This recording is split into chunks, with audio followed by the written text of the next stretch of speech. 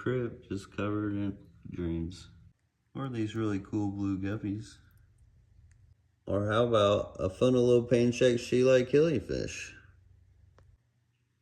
Because you know, I got them community breeding in here. Or wait, you like shrimp? I got more of them too. They're just growing in jungles sometimes.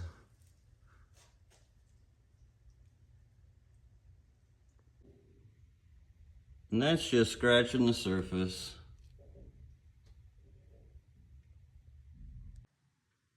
Well, what do I know? You can't keep aquariums affordable without having to dump a bunch of extra stuff in them. Airlines, you know, filters, you know, chemicals, crap. What do I know? What do I know?